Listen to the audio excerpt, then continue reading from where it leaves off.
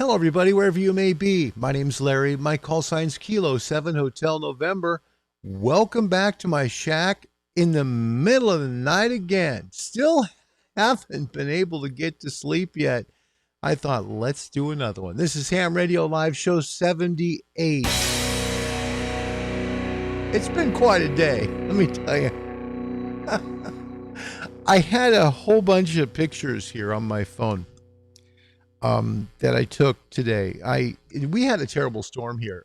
We have been hit with storm after storm wave coming in from the North Pacific. And it's that time of year, November, we get that kind of stuff with winds and stuff. And here I am putting up the MFJ 1908 adjustable mast. By the way, that thing is fantastic. How it stayed up in gusts over 35 miles per hour without a guy wire is still beyond me, because I'm wrestling with this thing in the wind, trying to station it, just trying to get it so I could control it a little bit. It's like trying to, hold on to a fish. It's terrible. Well, happy Sunday to everybody, wherever you may be. Today is Sunday, November the 15th, 2020. It has been one heck of a day. This is my phone that's like 2 years old. And what's missing? It doesn't work now. It was so wet outside today doing the antenna that it just got destroyed. And why is it that cell phones cost like more than big screen TVs? I don't know.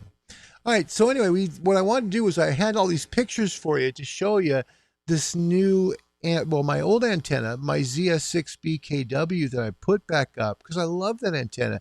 I'm a big fan of dipoles. So I had it up, and then it was just a little too high, and I wanted to bring it down for better control on the mast. Now it's about 35 feet. Seems to be working good. Hear it well in Maui, hear it well in California, and it's just singing. Sounds great again. You know what? I cannot speak more highly about a dipole than the ZS6 BKW. In fact, let's go to the rig cam. We're going to see if it's still, I don't know if it's even tuned to the no, not really, not quite there. I tried to get a connector today to hook up so that you could just see a live feed, and we'll get that taken care of. Right now, we got to go with this. Let's go ahead. We've got a guy on frequency that's in Northern California. When I was testing my new antenna, just to make sure it works, I want to make sure it's propagating right on different bands. He came back with the greatest response. Just a nice guy. So let's go ahead and make that call real quick. We'll start the show out with a QSO. How's that? Whiskey Union, 1 Quebec, Kilo 7 Hotel November. We're live on YouTube's Ham Radio Live. My goodness, man, I already talked about what a nice guy you are, because, hey, you are a nice guy. You came back to me and, you came back with some good stuff. Would you mind sharing, a little bit about ham radio and what it means to you and all that? By the way, you're down in Sonoma County, is that right, down in California? Yeah, excellent, Larry, and thank you inviting me to the frequency K7HN returning. This is WU1Q. Larry, my name is Mitch, and I am located approximately 20 miles north of the San Francisco Golden Gate Bridge. Larry, first and foremost, I want to let you know the signals tonight are fading a bit. I'm going to hang in there as long as I possibly can, but let me give you an opportunity to see if you're hearing me okay up there in Independence, Oregon. Let me turn it back up to you real quick to see what the connectivity is, Larry. K7 Hotel November with WU1Q returning. Go ahead, Larry. WU1Q, Kilo 7 Hotel November. Yeah, you're good 5.7. You're peaking to 5.9, but we do have some fade. It doesn't, it's just that's the way it goes. It's knocking you down. I've got some distortion in my audio. We're working on getting that fixed on my end, but, I'm going to go ahead and switch antennas. Now, this is my vertical. I want to switch over to the dipole that I just put up through all that rain and wind today. I'd like to get a signal report. Would you mind helping me out with that, Mitch? Yeah, hey Larry, not a problem at all. The first antenna that last go around was a relatively what I call a solid S9, Larry. Whatever antenna you run just there was a solid S9. Go ahead and switch to whatever you need to, sir. Okay, so that's off the high gain AV680 vertical, which can do 80, and I've got it set for 80. I'll let him know that. All right, Mitch, thank you so much. Whiskey Union 1 Queen, Kilo 7 Hotel November. That antenna is a high gain AV680 vertical. It's about 33 feet up, and I've tapped it. It's one of those antennas that is adjustable between 75 and 80. I put it right in the middle of the phone band where I adjusted it. Let me move over to my wire dipole now. Let's see about the signal report on this antenna. Give me just a moment to tune it, okay? Copy that, Larry. K7HN, returning WU1Q, waiting for tune-up. All right, nice guy. This guy is really cool. He's down in the Bay Area. I was literally checking the new antenna, well, the old antenna, but on the new mast to make sure it was working okay. And this guy was just so awesome, just a neat guy. So it was one of those conversations where you're just really, really happy that you met somebody that's really cool, right? So that was fun, and we'll see what we can do to try and see if we can pick him up here now. We're going to run the same wattage, but now off the dipole. Let's see what happens. All right. Let's see if that work pays off. Whiskey Union 1 Queen. This is Kilo 7 Hotel November. A little high on my SWR. How's it going down there with the signal? Over. Yeah, okay, Larry.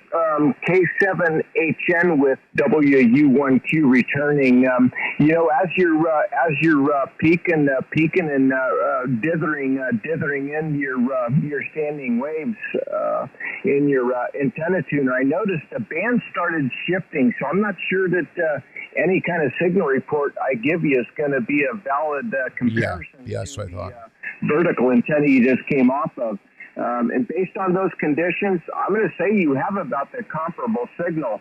But I'm going to guess here, Larry, the thing that's not going to allow me to say that wire antenna is way better than that vertical antenna is I think we got some not necessarily QRN, but you definitely have some fluctuation in the signal. So let me give it a go around, and then come on back and let's see if conditions are fading, and if in fact that was all antenna, or if that was just weird conditions. Larry, give it another go around, because nothing really had changed when you went to that wire. I'm just going to see if that's conditions. So let me give it a little chatter here and give it a little bit of time and see if the ocean can get the old ebb and flow effect, and we'll see if it's just band conditions. Larry, I'm going to turn it back to you, and let's see what the conditions have to say. All right. I want to welcome Birds all the way from Sweden. Love you, man. You're a good guy. Thank you. Yeah, trying to get better. Still very sore. Second night in a row. Still haven't slept. Just trying to get over this pain. Thank you so much, Mitch. I appreciate it. Whiskey Union 1 Quebec. This is Kilo 7 Hotel November. I am all over here on the SWR. So, yeah, you accurately described that, my friend. So, yeah, it should be a little worse. Definitely a little worse here. I'm not running through my auto tuner. If I was, it would be more stable. So that's where that's at. But yeah, whatever signal report you can give me here, I'm using a Z Sierra 6 Bravo Kilo Whiskey dipole at about 35 feet. QSL?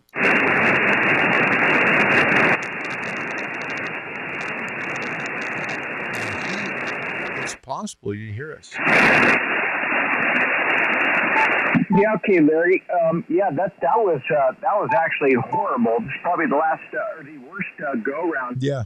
I think it's either conditions, because when you first came on with the wire, you were a heck of a lot stronger than you are now on this last go round.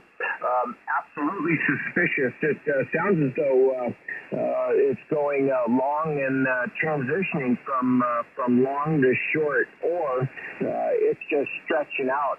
and make it next to impossible. But I actually heard you better on the vertical antenna for some reason. But when you first started out, you were way louder on that Yagi or the flat top. Yeah, and we'll finish the QSO with him on the vertical. This is the high gain Go ahead and AV680 switch back vertical. over to vertical and see if that changes anything, Larry.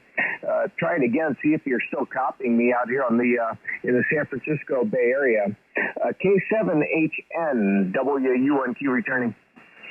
WU1Q Kilo 7 Hotel November. Yeah, we should be much stronger now. Absolutely, I can see it just in my meters over here. We should be pounding pretty good down there.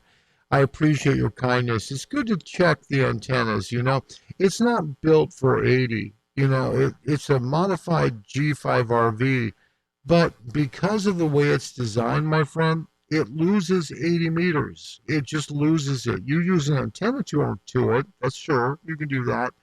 However, my antenna tuner is not running this antenna yet. I want to see how it's doing without the external tuner. So I appreciate the feedback on that. I really do. Hey, I got to ask you here. We do a show here to help encourage people to get on the air on ham radio and study for their license. Would you mind sharing a little bit about your ham radio career with us? Over. Yeah, absolutely.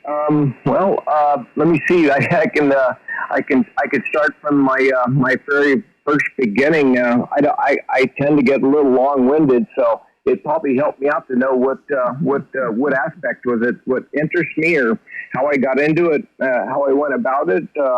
I could be a little long-winded, Larry, so you're going to have to help me out here. Oh, you're awesome, man. You're awesome. That's great.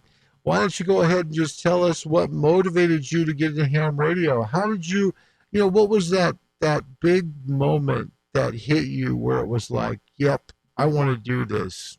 I really mean that, that special moment, okay? Whiskey Union, 1 Quebec, Kilo 7 Hotel November. Back to you. Yeah, but that's a fair enough question. I have a very fond memory of that for sure, Larry, and I'll definitely answer that the best as I recollect, and this is how I remember it. So K7HN with WUQ returning. Again, my name is Mitch, and I'm located 20 miles north of the San Francisco Golden Gate Bridge. Well, Larry, let's go way back when basically my father and my grandpa. My father was taking care of my grandpa when he got sick, and basically, Grandpa was left unable to communicate with my dad or anybody else for that matter. I read a story that one of the local TV repairmen, his call sign was W6JZY. He was actually one of my very first Elmers who originally brought me to 555 Battery Street in San Francisco, wow, where the Federal Communications Commission building was located in the late 60s and the early 70s, where I took my first Morse code radio test. Wow. Because my Elmer was there taking his upgrade. And, of course, I didn't pass it at the time. I was a whole ripe age of, I think, 8 or 9 years old. But nonetheless, what really sparked me was the fact that my father could not communicate with his father. So W6JZY, being my first Elmer, gave me what's called a QS, I think it was QST or 73. And that is this story that touched me profoundly, and it changed my life forever. And that is this. There was a ham operator whose father was in the military at some point in a signal corps, and they both of them knew Morse code. And they very similar situation. One had a seizure and then had a stroke and was rendered unable to speak. However, both of them were hams. Now keep in mind, this is a story that I heard out of either 73 or QST. The wonderful thing that my father and my grandfather didn't have the ability to do was to effectively communicate. So we these two young men, two happened to be two hams after the father had a stroke, was their ability to know what's a little first digital mode, as we ham operators know as CW. These gentlemen, the son and father, were able to effectively communicate by tapping out on each other's arms and legs in Morse code. And then in that very moment, I knew that that's something that I had to learn. That someday is going to give me the ability to communicate with others in one way, shape, or form or another. And I just felt as though at that moment that was probably one of the most important tools I'll ever have in my tool belt. And that is the ability to decode Morse code. Wow. From there, I got to listen to verbal voices, and it was it. I had the ability to go meet people that I knew nothing about, but they had the same curiosity and interest that I did. They were like-minded people, after all. I looked at them as my people. So you asked me, what was it that got me into ham radio? I thought the coolest thing ever.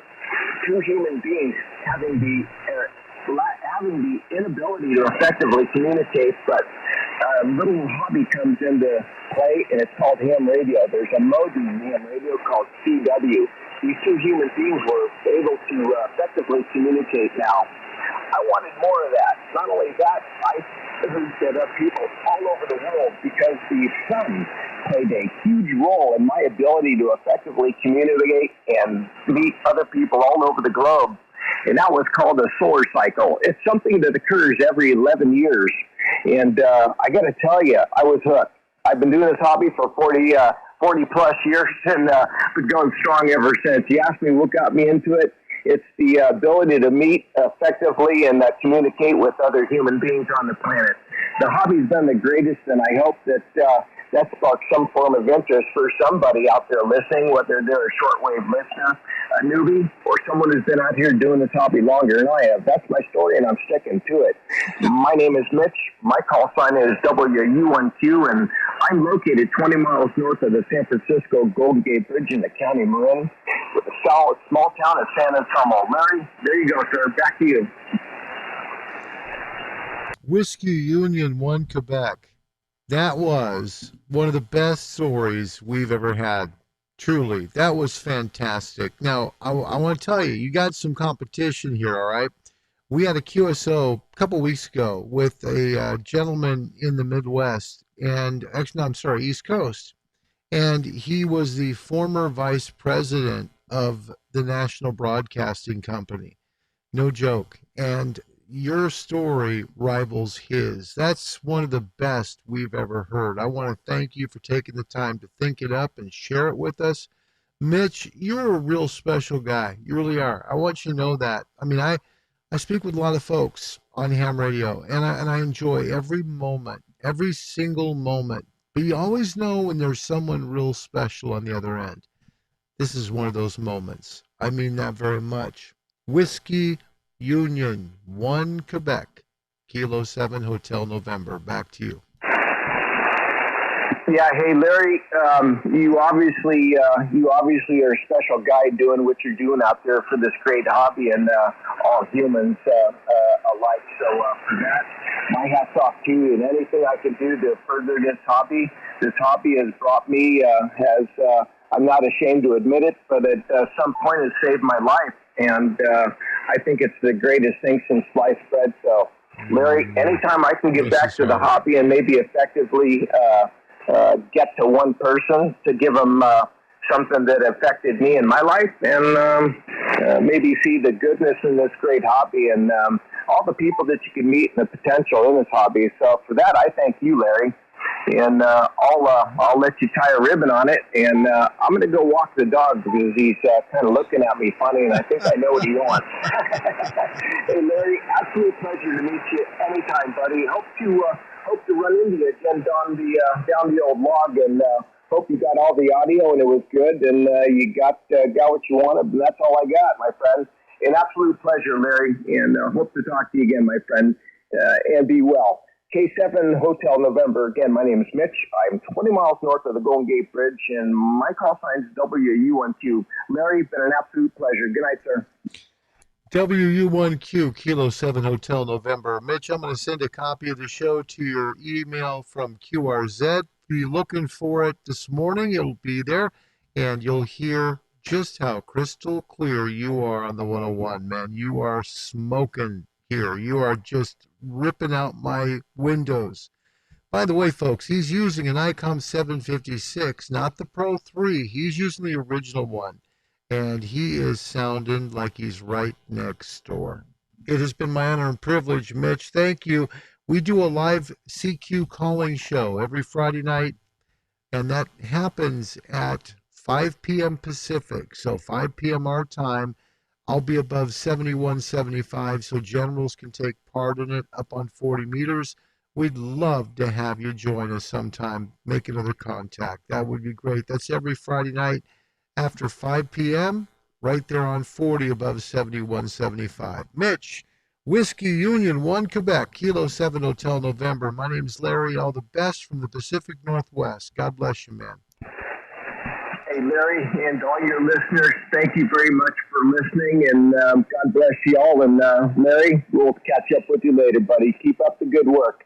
Larry, good night, and all your listeners from WU1Q in the San Francisco Bay Area. Good night, all.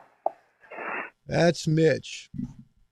That's what ham radio's about, guys. That's it right there. Now, as the crow flies, Mitch is probably about 500 miles from me, okay? About 500 miles south. And you get people like him very rarely who will, just talk and just share, just talk about stuff. How did I meet him? I'll be honest. I put up my old ZS6BKW. That poor little antenna has been sitting on the side of my house ever since I took it off my roof. Now, where used to sit, is going to be the hex beam. So I had to find a place for it. It's in the backyard on one of the coolest masts I've ever used. I mean that. This is the 1908 MFJ, 1908. I have two different MFJ adjustable masts. Bought one, almost a couple of years ago now. It's one of the clamp-on ones. It's 1904 HD. Goes about 24 feet up, I believe. Each section clamps in. Real strong fiberglass. This is a very light mast. It really is. It's still fiberglass, but it's thinner. And each section progressively gets smaller as you go up, similar to the 1904. But what this one does, you don't clamp it, you twist it. So as you go up a section, you twist lock it, then you go up the next, twist lock it, and there you go. My issue was I got it to about 43 feet. And the wind's blowing like 40 miles an hour, 30 miles an hour. I don't want to exaggerate. 30 mile per hour gusts. Now, this little antenna with a heavy, because the ZS6BKW, it has the balun at the top. And so it's literally at the top, and the antenna is like really leaning. And I'm like, oh no. And never a problem whatsoever. If you are doing like field day stuff, you need one of these antennas because it'll get it up in the air. It's 43 feet. It'll go 43, and they have a great mast base that they sell as well that I purchased. I got also the anchor feet, so you can keep it in place for long time if you want to keep it as a permanent setup. Good stuff. That was Mitch, Whiskey Union 1 Quebec down in California, telling his story about what ham radio means to him. Now, one of the things I want to share with you tonight, there are some things now. Eric Schwartz from Elecraft joined us on Thursday. He talked about the K4 and how it has what's called diversity receive. I want to explain diversity receive for people who maybe don't know what it is, or for future hams who would maybe be interested in it, okay? Let me go in on the rig cam so you can see it a little bit, all right? So diversity receive essentially is I think it's more of an ICOM term, but what it really means is you can have two independent receivers, right? And each one of them can be using a different antenna, okay? So you could be using, say, a directional over here and a dipole over here. or you could be using a vertical, whatever combination you want, but you can use different antennas for each receiver. Makes it really cool. The 101 does the same thing. Over here, I'm monitoring the 40-meter band, and I'm using the ZS6BKW dipole. Okay, so that's the wire dipole. That's antenna 2. Let me get you a little closer view of the screen. So this is antenna 2. See how the VFO color changed, the waterfall changed to red? That tells me I'm now on VFO 2, or the second receiver. Now, what some people don't know about the 101 is it actually has 3 receivers. The third one, believe it or not, is a direct sampling SDR. No joke. Yep. The third one is a direct sampling SDR. And it's all built in. It's right there. Actually, 3 receivers are in a 101. Now, the pen adapter screen only handles 2 of them. So you'll need a computer client to be able to show the waterfall screen up on your computer to be able to see what the bands are doing. But 3 receivers actually out of this rig, but pretty cool. It's pretty cool. And like I say, I mean, I love it. I love this radio very much. Bought it new, sold almost everything I had to buy it. Really, I gave up everything except my antenna tuner. That's the only thing I held on to. And I held on to a power supply. That was it. Anyway, good to see. It's Sunday morning, the 14th of November, 2020. That was Berg's on Ford on 80 meters. We don't go on 80 very much. This is the middle of the night. 80 meters is a great band to be working. Spoke with Gunther, in Germany. He told me he's been working DX on 80. No joke. Right on, Gunther. All right. So let's go back. We're going to do the rig cam real quick. Let's go on to 40. Now we are on the Z Sierra 6 Bravo Kilo Whiskey antenna.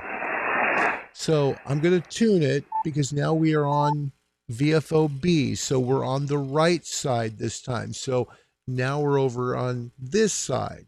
Okay, I'm going to move the camera so you can see that VFO, okay? Because we're going to be transmitting and receiving over here, okay? So we're now on the wire dipole and not any longer on the vertical. The vertical is still over here on 80. And I can monitor both. I mean, I can take a look at both bands and, see what's going on each side.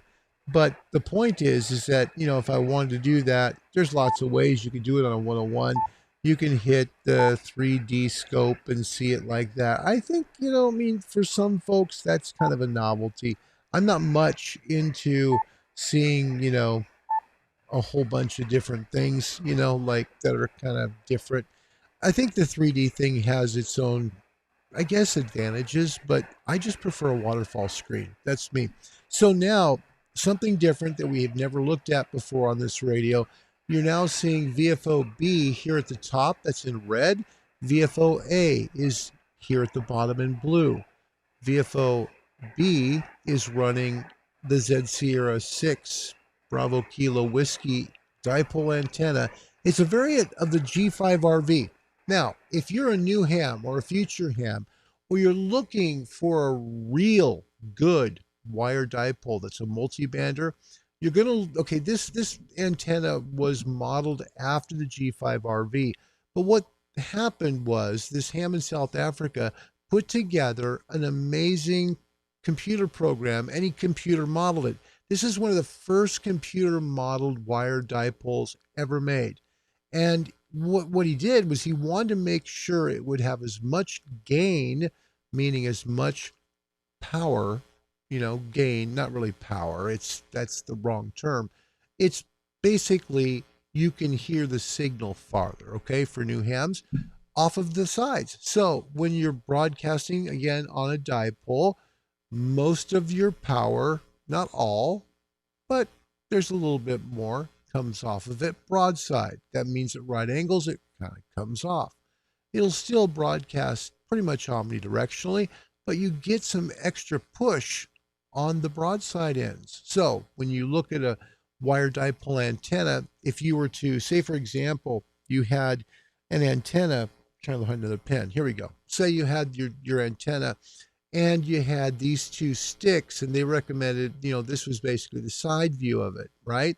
You would see the V, the inverted V, coming down like this, going to this pole right here. Well, if you twist it so it's this direction, now what you have is you have the antenna gain is coming mostly, and again, this is for new hams or future hams, much of your gain is coming off the sides. Now, they're still going to come out too, but remember, so there's gain broadside of a dipole, and on your test, it will be called in a figure 8 or figure 8 configuration, just the way it's described, okay? So that's how that works. Now, we're right now looking at two different frequencies on two different antennas. Why would this be of value? Let me give you a real good reason, okay? We're going to go all the way up to 6 megahertz, okay? So, sorry, 6 meters. We're going to be up on 6, okay? Now, I have a ton of RFI here, just a ton of it here. And this is just unusable, obviously. But 6 meters has rare openings. Say, for example, you're on 6. You want to find when somebody transmits. You could be watching 6 meters and say, oh, there's a signal. You're working the bottom VFO here in the blue. Have a nice conversation, and all of a sudden you see something pop up there. There you go. You bump up top. Or maybe it might be somewhere on 10, right? You got the 10-meter band open. Now, what's cool about this is that the internal antenna tuner, depending upon which receiver you're on, is going to tune that particular band, okay? So it'll do it all by itself, all right? So, for example, if you were to take the 101, and let's say, for example, go to here, we'll go back down to 40. Now, we've already tuned here on 80, but we go to 40. We can tune now. We're tuning up here. See the tune line? That's on the VFOB. That's here on 40 meters. 80 meters is still untouched. Hey, look who's here. Check it out. Whiskey Union 1 Quebec. That's our buddy. That's our buddy right there. Mitch, thanks, man. He's a good guy. Love him. He is, you know what a wonderful call that was. I'll always treasure that one. That was a good one. That was a good one. So we'll take a look now. And again, if you wanted to hear this, say, for example, you want to monitor both, you could do that with this radio. You could have your headphones set for one channel, say your right channel. You can decide which one you want, right? It could be your right or your left ear, doesn't matter. But you can have one set over here and listen here on the 40 meter band, and the other ear listening here on 80 meters, okay? You could put it on any combination of frequencies that way. So up to 2 at a time, using different antennas and trying to just work openings. So that's why you would have that. By the way, want to thank you again for that wonderful QSO. That was fun. Whiskey Union 1 Quebec. Good stuff. Hi, Alan. Welcome. Alpha Bravo 8 Alpha Sierra. Happy Sunday. Happy Sunday. So, folks, I think we're about 30 minutes in, and it's been a good show. We'll see if we can maybe get a couple more QSOs. I'm debating.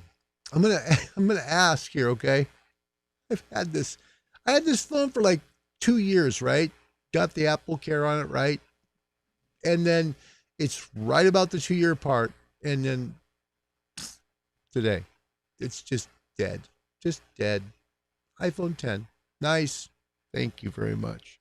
You could buy a TV, a big screen TV, cheaper than that. Anyway, thinking about the iPhone 12, but I don't know. It's not that big of a deal. I just want a phone that works.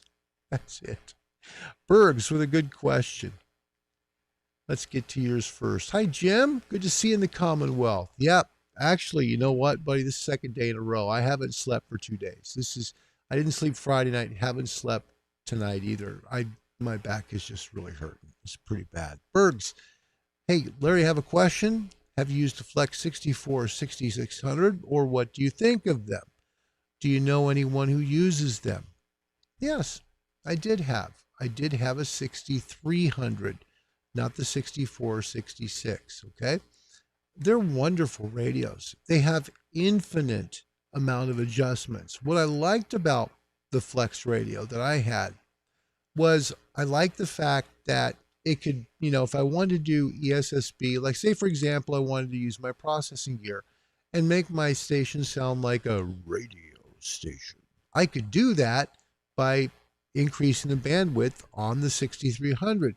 It's also a pretty powerful receiver. Okay. It has a couple of slices. They call receiver slices there, but it's a great receiver. Now the 6400 and 6600 add more receivers, and they also have a little more connectivity than the 6300 did. I can tell you that I think that Maestro unit that Flex makes, I'm telling you, Bergs, that is a piece of genius right there. If you're looking at a Flex, go get the Maestro 2. You won't ever regret having that Maestro. And you can always resell it if you don't like it, right? I mean, Flex, here's the deal. Flex Radio is the only ham radio manufacturer that I know of in the world that allows you to try it for 30 days. If you don't like it, you can send it back and get a refund. That's true.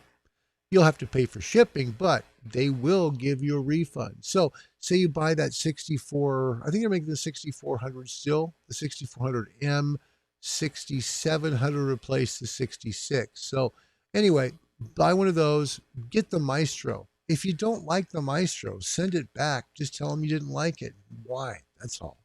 Yeah, pretty cool. Alexander's here. Hey, Alexander. It's good to see you, buddy. Happy Sunday. What a joy. What a joy.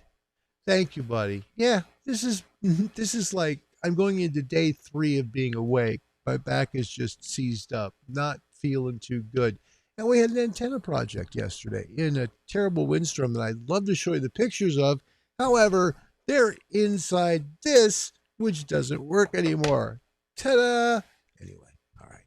Jim, did you see the recent drawings of the FTDX10? Thoughts? I did. I really did. Jim, I'm kind of a little bit confused on that radio. I guess I'm confused. I love the 3000. I think the 3000 is a great radio. It's a wonderful DX machine. I do. The 3000 is a fantastic radio. It's about, what, 1690 or 1680 now retail US. Great radio. Okay, so now you come up with the FTDX10. You've got rid of the 450D. All right. So now you have the 991 Alpha, and then you've got the FTDX10 coming out. That's, and then of course the 3000 as well. I don't know, man. There's something, there's just something I think they're trying to make the 101 series it looks a lot like a 991A too, right? I mean, if you've seen in fact, let me try and pull a picture up here for y'all to see it. The new Yaesu FTDX10 is supposed to release in December. They're waiting for FCC approval on it, okay? So it's a 160 through 6. It's a great radio. Looks like it's going to be fantastic. It's kind of a combination look between the 991 and the 101. It's like they kind of morphed the two of them together through the 3D waterfall screen in that's common to the 101 series, and then that's what they did. I think the price point is going to be high. I think it's too high in my opinion. And I have a Yaesu, so I mean, I like Yaesu, but I'm not going to tell you something I don't believe. I think that the price is too high. That's just my opinion. I think they started like $1,900. That's a lot of money. It really is. So what you can buy for $1,900, you can almost buy a new 7610 for that and have, dual receivers and have a really good SDR. Um, I do prefer the noise canceling on a Yaesu product versus an ICOM or a Kenwood. I just think Yaesu does it better. They have some way of doing that algorithm that works so well without making the person sound like they're underwater. That's just my opinion. What did you think of it? Did you like it? Do you think it's good? I think that it'll be interesting to see how they market it. That's what I'm kind of wondering on the 10. In fact, what's interesting is that not a whole lot of info in it now. I can tell you, Gigaparts is pre-selling now on those at $16.99. So the price of this already come down from about 19 to 17. Okay, it's getting closer in to that 101, and now it's less expensive than the 3000, which is a great super het. I don't know. Should be interesting to see what happens with that. That's going to be an interesting radio to see what it does. Let me get a picture of it on the screen just so you can see what it looks like, because it does look. If you know what a Yaesu 991 Alpha looks like, and if you know as well what here's the 101. I can show you real quick. Here's what a 101 looks like. This is a 101 MP, but the D looks exactly the same. Let me get the camcorder, the camera cord out of the way there. But that's basically it. That's a Yaesu FTDX 101, MP or D. That's what they look like. Okay. So when you get this product, take a look at what it looks like. Okay. It's kind of I'm trying to find my words. It's kind of like, I'm trying to bring it on the screen for you here, and I'm not having any luck. By the way, Gigaparts pre-selling that $16.99. That's pretty good price. Remember we talked about that? If they get like to $1,500, I think it's going to be a really good thing. So yeah, we'll see. Here it is. So here's the FTDX 10, and you get an idea of kind of what it looks like. This is off of DX Zone. There it is. Okay, so you see that same kind of VFO that you see on this 101 with the outer concentric ring, kind of the same. And then you see kind of the buttons that kind of go around it. That's kind of like the 101. But then you have the knobs in those places where they are on the 991A. Yeah, and same with the upper part of the display. Not the screen, but to the right. That looks just like a 991A. It's kind of like they morphed the two of them together. Does that make sense? That's just my opinion. Yeah. Oh, you talk about the rear. I'm sorry. My fault. Here I am giving you like a long dissertation. Well, I believe this, that, the other thing. I haven't seen the back of that yet. I haven't seen the connectivity yet. I haven't. I think that Yaesu has established a really good reputation of trying to put good connectivity in. I think they made a mistake on the 101 by not including a transverter. I think that should have been there. I would love to see them have some sort of a connectivity device like a Maestro, like Flex has, or like the K40 that Elecraft is coming out with. That'd be nice to have. That way you could use your radio anywhere. That would be nice, if they did that. You're very welcome, my friend, as always. And by the way, Alexander, that is so kind, man, to ask about my brother. Thank you. I told him tonight, in fact, just before I did the show, I said, Bob, I love you so much. I'm so proud of you, how hard you fought for 9 years to survive. And, he weighs like 119 pounds soaking wet. And he looked at me and he goes, I love you too, Larry. I don't know what I'd do without you. I don't know how I'd survive without him. He just means everything to me. So, good question here from Bergs. What do I think of the Kenwood TS890S? Love it. I do. I like that and the 990 both. I think they're great radios. I'm a big Kenwood guy. I had a 590 SG. I liked it. It's kind of similar to a K3. Very similar to a K3, I think. But Let me show what he's talking about. So folks that might not know an 890S, what it looks like, because the 890S, it kind of has a little bit of a look of the 990, just a little bit, but it's kind of missing a few things there on it. It's missing like that center screen that you see on the 990, which is kind of cool. I like the middle screen. The middle screen is kind of it's a neat thing. It's kind of like the 3D waterfall that's on the 101. It's different, it's different. Adds a little bit of gingerbread, I guess. But yeah, I like the 890S. I think Kenwood makes wonderful radios. They're by far the best sounding radio in ham radio for box radios. Yes.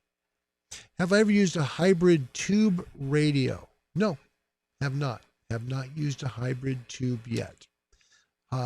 Hybrid, like for SDRs and stuff, those are all transistors. So you're not going to find a tube SDR because tubes are all analog. Well, that's a great question, though. It's a great question. I think that we are at a point where we have just about reached the maximum we can do with receiver quality. I mean, we're so superior in our receivers now.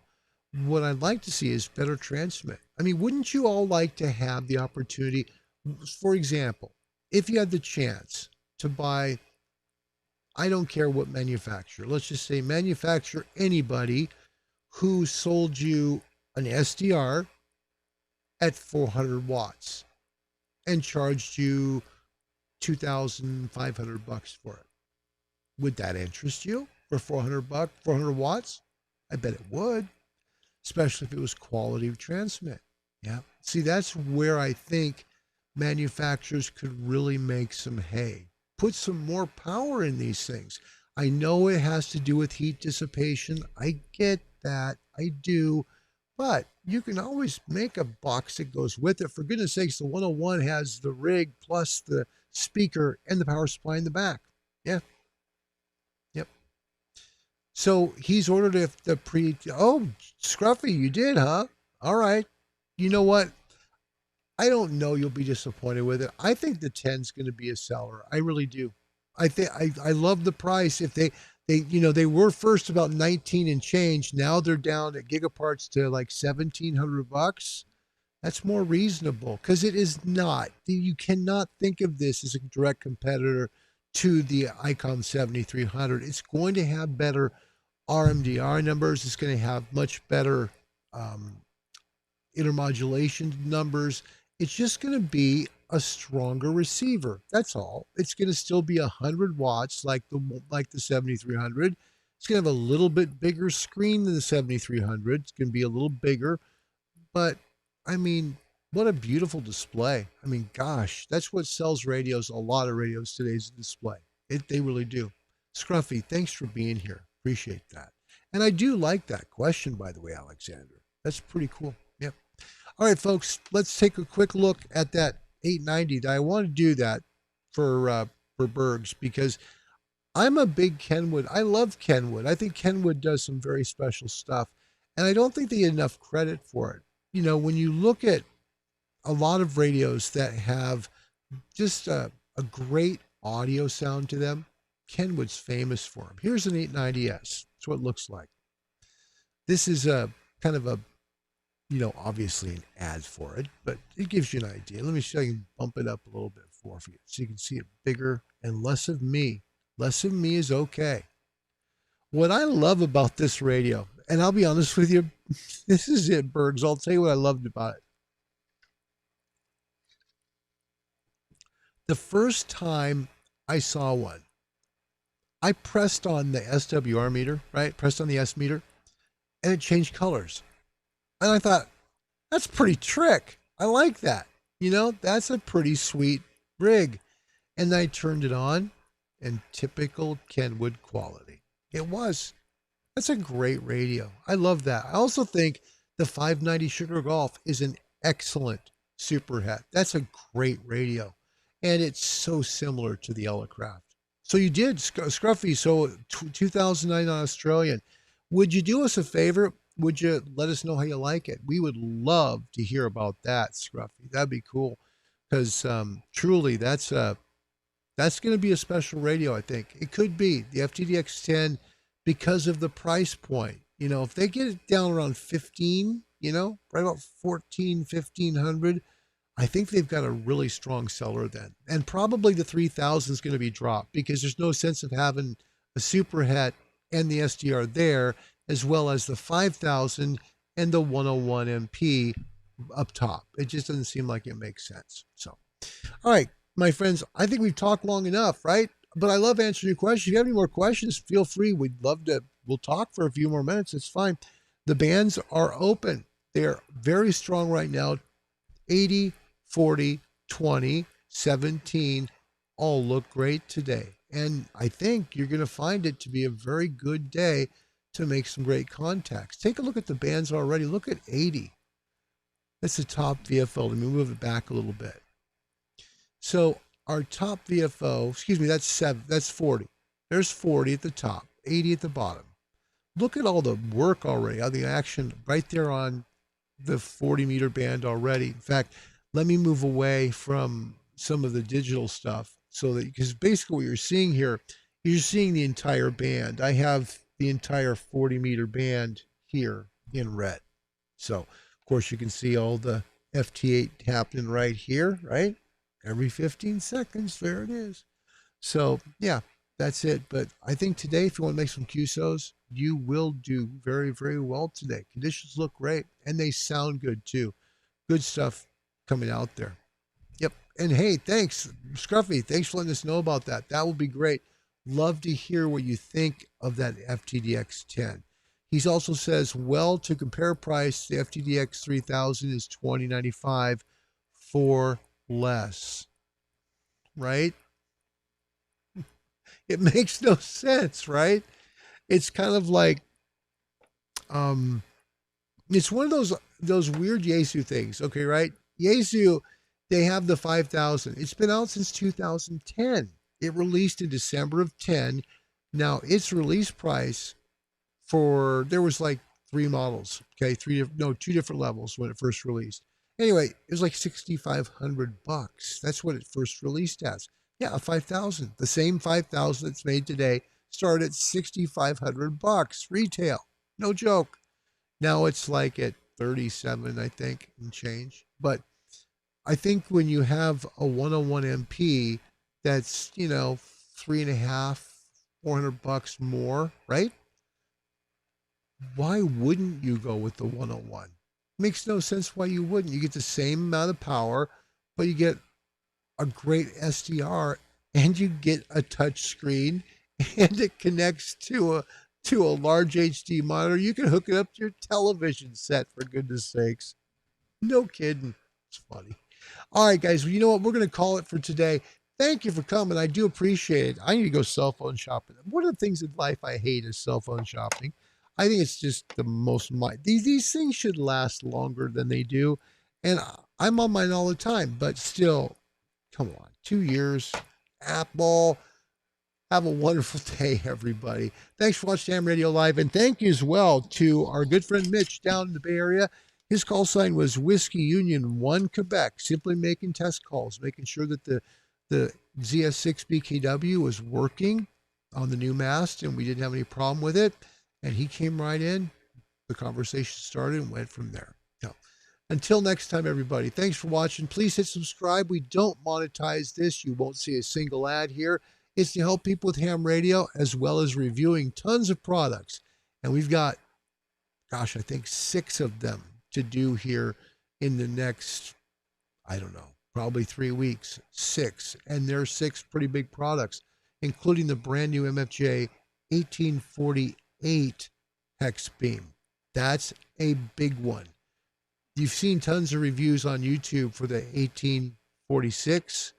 This one adds 30 and 40 meters. That's the difference. So got one, working on it. We're trying to get it done.